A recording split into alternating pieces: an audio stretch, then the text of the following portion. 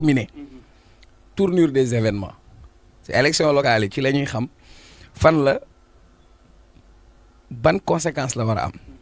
comprenez maintenant sooy def cartographie électorale tu regardes sur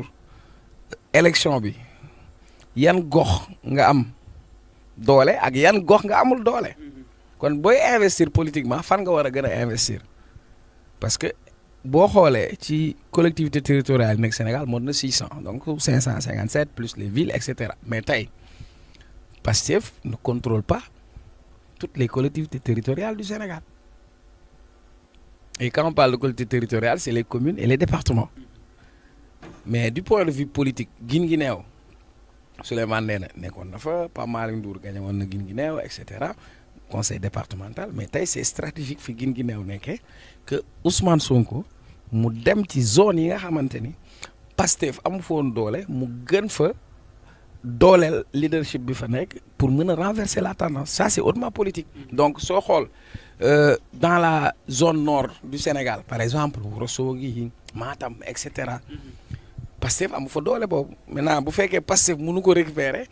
Pastef nan la mën a def ba renverser la tendance parce que élection locale yi Ousmane Sonko n'est pas intéressé pour être un maire mais il a besoin d'avoir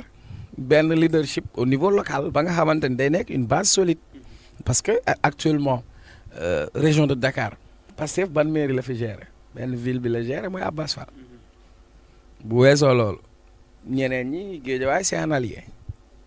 bu dee Pikine la gérer wuñ ak feneen bu dee parcelle commune la donc par exemple dans le département de Dakar on a 19 communes mais si 19 communes yi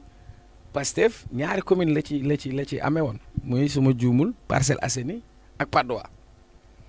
waaw léegi nag il faut nga xool yow yi nga xam ni contrôlé woo ko nan ngay dem ba renforcer ko donc je crois que ça c'est hautement politique Pape Malick Ndour aussi moo yay parce que c'est son base am la fa la nekkoon ak APR surtout Macky Sall donc il se sent menacé donc maintenant Ousmane Sonko xajul ci kenn nag ci réew mi waxuma la Pape Malick Ndour Ousmane Sonko xajul ci Macky Sall parce que Ousmane Sonko du jël Bassirou Diomaye joxoñ ko kooku am 54% donc Sonko li muy def c'est très stratégique donc ça veut dire que si tu regardes dans sa démarche lu tax mu jógaat indiwaat nemmeeku tour ça veut dire que dafa redistribuer les cartes politiques maintenant c'est comme élève bu war a def examen da nga doon xool matières yi nga aay xam nga ni yii lu problème mais matières yi nga xam ne da nga ci faible yow foofu ngay def renforcement donc stratégie boobu la ak mën a gisee rek. très bien alors ñoo ñuy bàyyi xel alma micro bu ko defee ma mën la poser beneen question ndax pendant ce temps que président jaar na ni ki nga xam ne nag moom mooy premier ministre war a dem ci beneen côté bi étudiants yi ñoom na ngay reyante seen biir am na kenn ci politiciens yi moom itam beneen gis-gis la ci am mais laata loolu ñoom seen raag bi ñu nekkee nii seen xeex bii nii est-ce que jotul solution am ci ndax gis nañu saa yu mbir amee rek lacrymogène yi moom dafay jolli Ndakaaru Njaay pour nga jaar ci côté corniche bi dem ville dafay xaw a jafe. waaw mais xam nga problème mu boo xam ni problème bu structurel la du ay solution conjoncturelle moo koy régler parce que li ñuy wone tey ñu ne bourse tey ñu ne lekk bi c'est en fait c'est tout le système universitaire qu'il faut remettre en cause xam nga sànq bi ñuy commencer émission bi dama la wax ñu dañu am problème planification bi ma lay wax ni ne la tey Sénégal tout est concentré à Dakar parce que am na fu ñu tolloon nan la ñuy xayma fii ñu jëm lan la ñu soxla système mu jàngale bi ñu am est-ce que méngoo na ak fi réew mi toll d'abord tey notre système universitaire ñun ñëpp jaar nañ université man bi ma déggee saa ñu ne tey restaurant yi ça m'a fait penser am na jour boo xam ni jàng naa université añu ma parce que aw ma woon lu ma jëndee añ ñi fi nekk ñëpp si université bi lañ jaar je crois que Diomaye Cheikh Anta Diop la jaar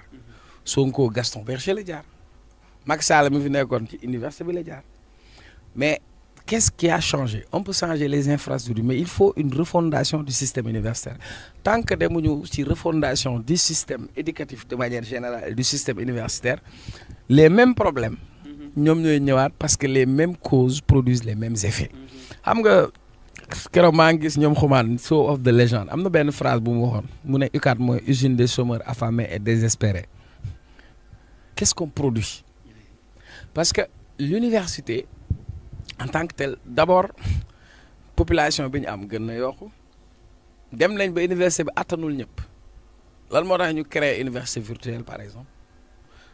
léegi bu njëkk ba université moo doon excellence maintenant yow soo bëggee génn système bi il faut te payer une formation professionnelle. Tout le monde n'a pas les moyens de faire une formation professionnelle ku mu neex mën nga ubbi école bi nit ñi mën nañ fa jàng sax in fine le diplôme n'est même pas reconnu. Yeneen problème nekkat dans le système universitaire et pour man